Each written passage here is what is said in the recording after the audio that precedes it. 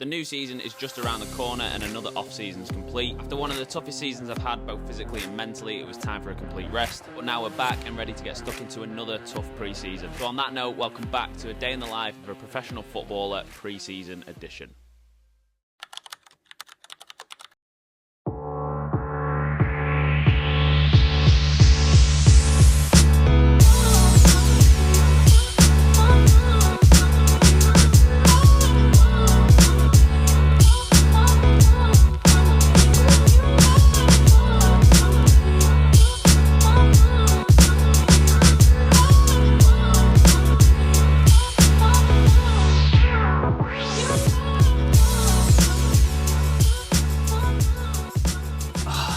What is going on YouTube? We are back. It's been a minute.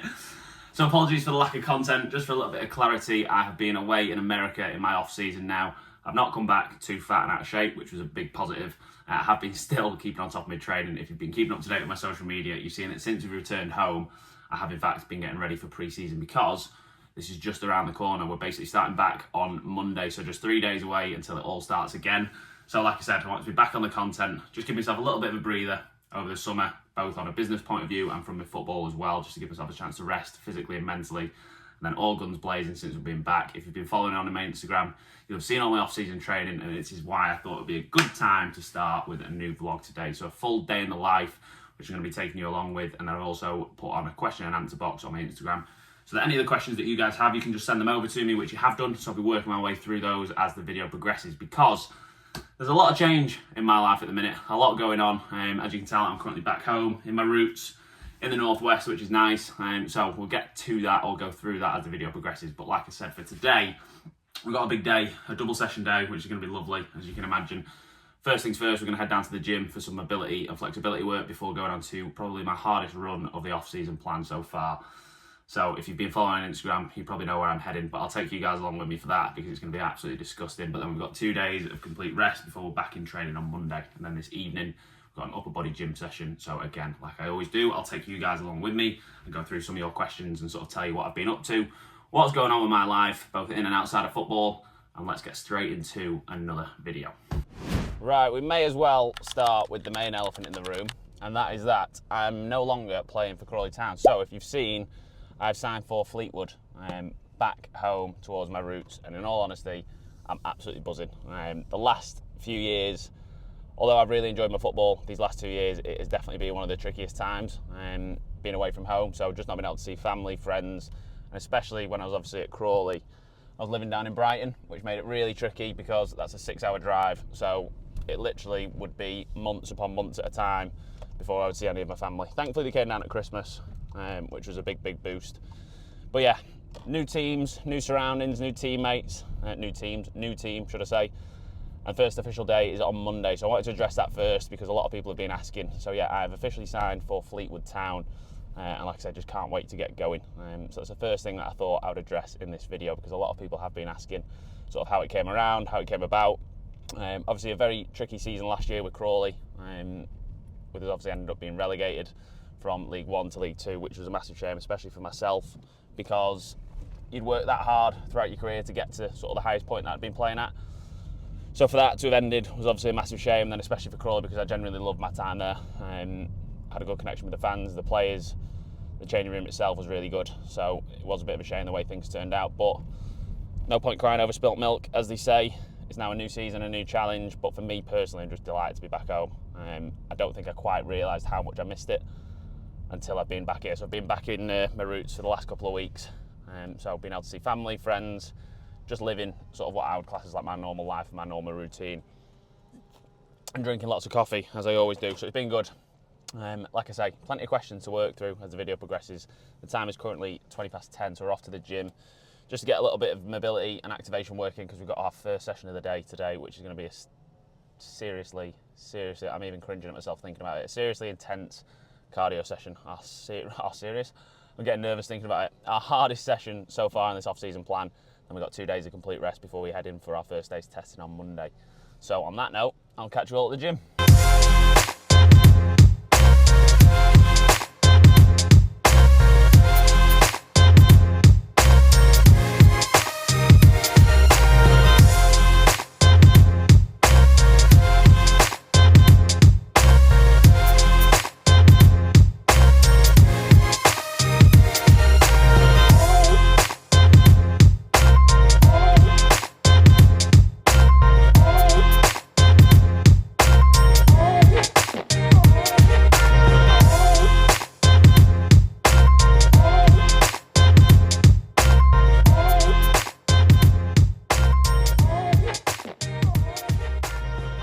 Well, that wraps up the mobility session for the day. In all honesty, that is one thing that I struggled to keep on top of in America. I mean, let's be honest, I was in Vegas.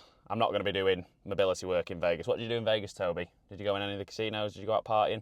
No, just stayed in the hotel room stretching. So that is one thing that went out the window a bit. I was still on top of my training. Like I said, I was getting out for about three or four runs each week. Didn't do any gym training. I wanted to give my body a rest from that side of things, but kept on top of my cardio, which was good. So since we've been back home, I've obviously been back on top with my mobility. I want to try and aim, or I do try and aim to do at least 20 to 30 minutes each day. Hence that little mobility routine that you've just seen there. That's something that I try and do most days, if not every day, and I'm definitely feeling better for it as a result. First question on the channel, or of this vlog, should I say, is who's the best player you've played with and best player you've played against? So against is a very, very easy one. For any of you football fans that may know, Angel Gomez, who was at United, is by far the best player I've ever played against. He was absolutely unbelievable. Like, just made it look so easy. Probably nutmegged me about 15 times, not going to lie. And it just shows the golfing standard, because I don't know where he's at now. I think he might be getting a move to Olympiacos or something like that. Not too sure, but he's playing abroad, but he's by far the best player that I've played against. In terms of best player that I've played with, that's a tough one, to be fair. I think in non-league as well, a lot of players go under the radar. So I've played with some really, really good players in non-league. But I would say, in terms of who's reached sort of heights that I've played with, was a player called Perry NG, who I was with at Crewe in the youth team. He was a centre-half stroke right back, and he's now playing at Cardiff. So he's had a few seasons in the Championship there. Pretty much played every week, stayed in the team, which at that level is a ridiculously hard thing to do. So I would definitely say he's the best player I've played with. Angel Gomez, can't say that I ever want to play against him again, because like I said, it was a bit of a tough time. Gave me a bit of a torrid time, but hey-ho, all part of the learning process. So we're going to head back, get some fuel down us. Well, say fuel, a little bit of a light snack, and then it's on to session 2, which is a run. And we're back, cooking up a bit of a feast. Well, I say a feast, not much of a feast, just a light snack. Before we head into the depths of fitness, which I'm not looking forward to at all. But I am back on track with my nutrition, to be fair. That is also one thing I really struggled with in America. I did come back a little bit chunky around the middle, which isn't the end of the world because, like I said, with my online training and sort of being a personal trainer, I know how to get rid of that. So thankfully, a week down the line, that has now gone. I don't know if you're going to be able to see me. I'm going to readjust the camera. But yeah, in America, it was literally just like burgers, chips, chicken. Like, a man was searching for a banana. And especially if you're in the desert in Vegas, you're not going to do that. You're not going to find one. So it was a bit of a struggle on the nutrition front. So since I've been back, in all honesty, I haven't touched like a bit of junk food or a bit of bad food at all. This is like the cleanest I've eaten for a while. And I'm feeling better for it. Another question time with Toby. Someone has asked, how would you balance 9 to 5 with football, and also what age realistically should you give up your dreams of becoming a footballer? So, 2 parts to that question. Now, balancing a 9 to 5 with football is genuinely one of the hardest things going. That was probably the hardest stage in my football career, in my journey. So when I was working, obviously you might know, but a little bit of a backdrop. Tried my hand at like barbering, I worked on a building site. I was a sales manager, did recruitment, and also was playing part-time football. And it is so hard. You're literally up at 6, you're in work sort of 8 till 5, then you got to go to training on a Tuesday night, or if you're playing away, you might have like a big drive ahead of you. You don't get back till like midnight, and then you're up again at 5 o'clock or 6 o'clock, ready to do it all again. So people underestimate how tough it is to balance it. So again, what I would probably suggest is just keeping on track of things like your recovery, sleep as much as you can. Try and be as sort of consistent and disciplined as you can in terms of doing your own training. This looks absolutely sensational, by the way, in terms of doing your own training, so that essentially you're ahead of other people. That's what I would recommend. In terms of when to give up on football, that's sort of personal preference, really. It depends your situation, whether you're in a job, whether you're working or not. Because obviously you've got to think about your lifestyle, your salaries, whether you're going to be earning more from football, from your work. So there's a lot to sort of think about. I wouldn't necessarily say there is an age restriction. If you wanted to, you could technically get into full-time football at 31. Me, I didn't get back into it until 24. I think I was at the point there, though, where it was sort of stick or twist. It was either go for it and try and get myself back into the full-time game, or pursue the career that I was in at the time, which was a sales role. So I was a sales manager. Thankfully, it worked out for me. I obviously took the plunge, went into full-time football, which is what I was desperate to do because I just didn't get the same satisfaction from any of the other job roles that I'd done. So again, all personal preference. Suppose you've got to look at the financial side of things, the money, your lifestyle, sort of what you want to do with your future. So it can all be a little bit sort of tricky to dissect, but again, it mainly comes down to personal preference. So me, like I said, I didn't get back into it till 24, but it's probably the best sort of thing that I've ever done. Thankfully, the hard work paid off. And the fruit bowl is ready. Look at that. Oh yeah. It's about 50 grams of protein and only 200 and something calories.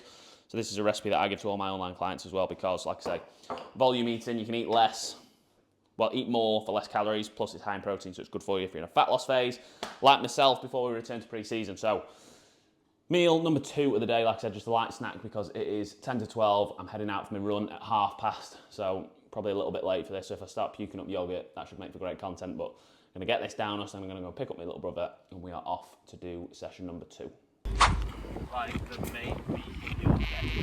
Yeah. Here we have the venue for session number 2 of the day. Now, I first discovered this place when I was part of Warrington Athletics Club when I was about 8 years old, and I can assure you that when it comes to running, this is by far the hardest thing. So I'll show you the hill. This is the start point here, straight up to the top, like past those trees.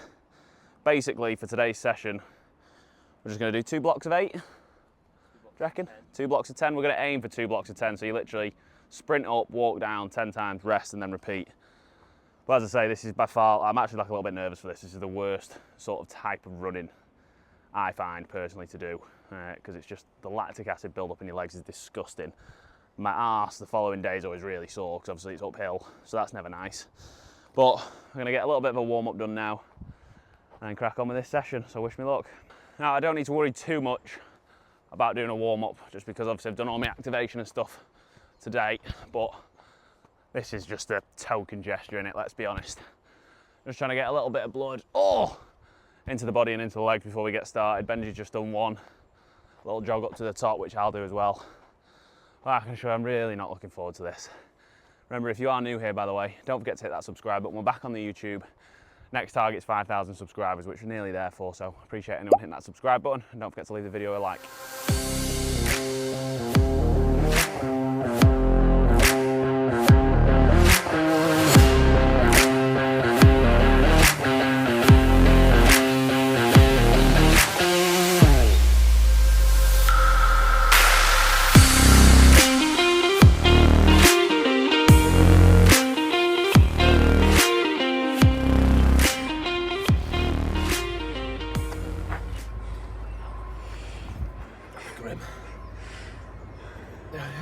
Got it off.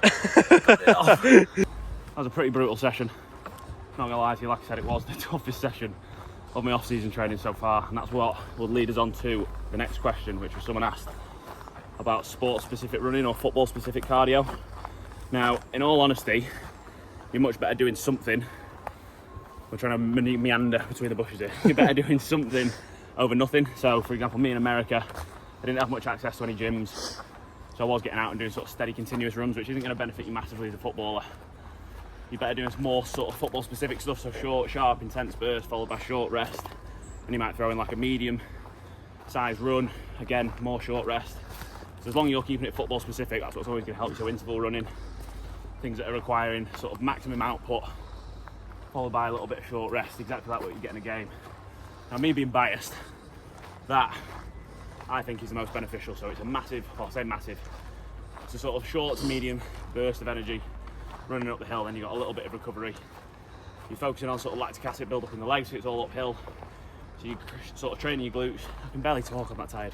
Training your glutes, training your quads, all your lower body muscles, but then you're also getting that cardio in as well. So if you have something like that nearby, fuck off. I would definitely recommend it. We're basically stumbling here because we're absolutely knackered. So I'm going to catch you when we're back at home. The time is 5 o'clock and we're about to set off for session number 3, you could technically call it. You can probably tell from my voice and from my face, I really cannot be arsed with this one. This is a classic case of discipline over motivation. This is something I have a conversation with all my clients with on a regular basis. No one is motivated 100% of the time, especially after a day like today as well for me. I've had a hard session, I've got to go and do my upper body. I'm really not feeling it, but I know that once I'm done, I've got 2 days recovery. Well, I say recovery. Tomorrow, I've got to head down to Brighton at 4 in the morning, so tomorrow will be Saturday because today's Friday. Pick up all my stuff from the flat there, bring it all back, so that's going to be a bit of a slog of a day, hence why I wanted to get a big session done today, so then my work is done. Obviously I want to have Saturday and Sunday as rest. Christ, it's hot in here as well, I'm sweating. But I want to have Saturday and Sunday as rest, and then obviously Monday is going to be a tough day because it's going to be the testing day, first day at Fleetwood. So let's head ourselves down to the gym for upper body and session number 3. And whilst I'm stuck in traffic en route to the gym, I really should have planned this. Leaving at peak time. Someone's asked what it's like transferring to a new club. So it's a little bit daunting. It's just like starting a new job. People obviously don't see football as a job, but it is a job. So I think the big thing, or the thing that you sort of find the most interesting, is obviously you're going to be sharing a dressing room with loads of new people. So obviously going to Monday meet a load of new people that I haven't done before. And funnily enough, every club that I've been to, whenever I've signed, I've known someone there, whereas here, this is the first time I don't actually know anyone, so it is all going to be quite fresh. And fingers crossed, they've not seen too much of my social media, so they're not prejudging me, but we'll wait and see. So yeah, it can be a little bit daunting, but in all honesty, it's just one of those, you sort of get it done. It's just like starting any new job. You soon sort of fit in straight away. Once that first day is out of the way and you sort of introduce yourself, it's all systems go. Like I say, first day on Monday will be all about the pre-season testing. So it probably won't be too much chatting and all that sort of stuff, but we'll see. I'm looking forward to it either way. Well, say looking forward to it. I'm not looking forward to the trading side of things because that's going to be tough, but I'm looking forward to getting stuck in and meeting everyone. Then what are my ambitions for the season collectively and also individually? So this is a good question. Individually, it's always the same, so I just aim to play as many games as I can. Last year, I think we got about 42. So I think it was 31 league starts, and then cup competitions as well, which brought us to about 40, 42. I think the year before that I got 50. I remember after that season I was absolutely shattered, both physically and mentally. I was this season, to be fair. But yeah, that's always the main aim for me, just to try and get myself into the team, establish my position or place in the team, and then, like I say, try and touch wood, have an injury-free season, play as many games as possible, and then take it from there. On a collective point, I'm desperate for a promotion. So I've never had, well, that's a lie, I have had one promotion. That was from the National League North to the conference with Altrincham, and that was unbelievable. Obviously, if I could do it from League 2 to League 1, that's a dream. Everyone always says, like, would you rather do it playoffs or automatics? Obviously, you want to get it done, but doing it in the playoffs would just be unbelievable. I think there's no better way to get promoted than to do it in the playoffs. So yeah, collectively, that's obviously the goal. Individually, for myself, it's just to obviously play as many games as I can, get myself a place in the team, stay fit, and hopefully have a successful season.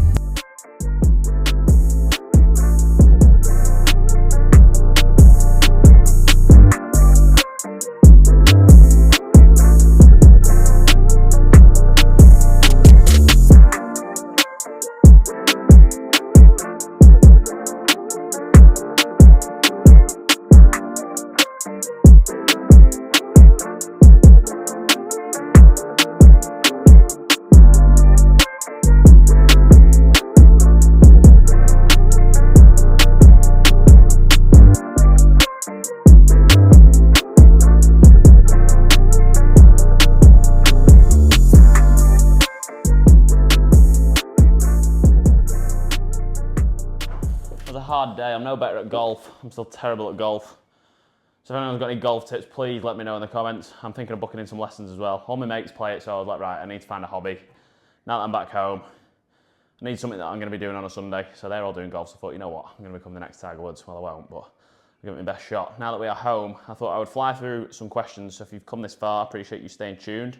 If you are still here, don't forget to hit that subscribe button.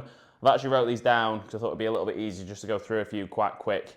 So quick fire questions. So up first, why did I leave Crawley? So a bit of a tricky one, in all honesty. Like I said, I absolutely loved my time at Crawley, even though it was a difficult season. I absolutely loved my time there.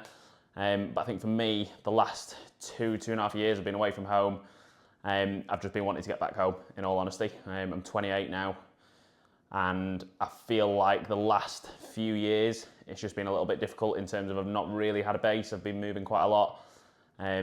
I've sort of lost my way a little bit, if that makes sense. So I've always been wanting to be based back in the Northwest. So thankfully Crawley were really accommodating about that, and obviously let it happen. So thankfully, I'll say thankfully, the big thing for me was just being happy, both mentally and physically.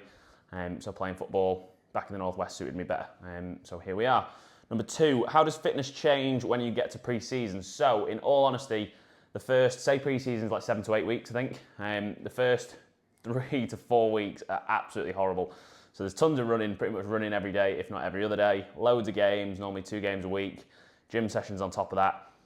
So it's all about essentially trying to peak in time for that first game of the season, because what you don't want to do is be too tired or not be fit enough come that first game of the season. So it's all tailored. Our programs get tailored from the very first day of pre-season, which is Monday, right and through till the very first game of the season. Obviously, the fixtures aren't out yet, so we'll wait and see who we have on that first day. So I'm looking forward to that. But yeah, like I say, the pre-season schedule, the first 4 weeks are really, really intense, and then normally it tapers off a little bit. And like I said, the last week before that the last week of pre-season before that first game of the season will be quite sort of low intensity, but loads of tactical work ahead of the first game of the season. Number 3, how hard is it to have a permanent base when you move from a club? So this sort of links to number 1, or question number 1 that I've just been through. That's one thing that I've sort of struggled with, I think, over the last few years. I don't really feel like I've ever been settled. So I moved into my home here in the Northwest. Pretty much as soon as I moved into that house, I then moved to Grimsby. So had to go and move again into a new house. Settling down is quite tricky. Obviously had a year there in Grimsby, which was tough living away from home. I had a puppy, which was very hard work at the time. So that was my first experience living away from home. So again, I was only in Grimsby for about 8 or 9 months, I think it was. Well, 10 if you class the full season. Then I moved to Crawley, which was even further afield. At that point, I was a bit more confident that I'd be absolutely fine because I'd lived away from home. I knew I was fine. But I never really felt like I had a home, if that makes sense. Everywhere that I'd been, I was there for a short period of time and then moved again. So each place or each accommodation that I've lived in, I've never really made it feel homely, which is what I think I struggled with. So for example, I'd finish a game, come home, and I didn't really feel like it was my place that I was sort of chilling in or relaxing in. It never felt homely, if that makes sense, because I knew I wasn't going to be there on a permanent basis. I always wanted to be back home at some point. So that's probably the biggest struggle in terms of moving from a club and not having that permanent base. It can be a little bit hard to deal with, but it's just part of the job. As a footballer, you go where the work takes you. Like I say, people do sort of forget that football is work. That's what it's classed as. So you sort of follow where it goes. But like I say, just delighted to be back home now and can get cracking and hopefully have a big positive season ahead, which I'm really looking forward to. Final question, keeping it fitness related. Best way to lose body fat. So if you've been keeping up to date with my social media posts, you know that I've still been on top with my online coaching. So the Summer Shred 2025 winner got announced. So that was Kat, who I think lost 11 kilograms. She won herself £1,000 in cash. Unbelievable transformation. She was training from home as well and absolutely smashed it. So the online side of things I've still been keeping on top with. So if you do want to be trained by me, either with the group coaching or with the one-to-one coaching, either leave a comment on the video or simply message me on Instagram or head to the link in my bio on Instagram to fill out one of the consultation forms and then I'll be in touch. That's the best way to do so because I always get questions about that. But in terms of the best way to lose body fat, it's really simple. Just make sure that you're in a calorie deficit. A calorie deficit is eating less calories than what you need each day in order to stay the same weight. So I normally go 300 calories below my maintenance level. So for example, if I need to consume 3,000 calories a day to stay the same weight, I'll eat 2,700 calories each day. It is a little bit more complex than that in terms of macro splits and calories, etc. But I won't go into that. I'll save that for another video. Although I do think I have made a video specifically on that. So if you want to check that out on my page, go ahead because that will help you massively. If you're wanting to shed a couple of pounds for summer like I'm doing now.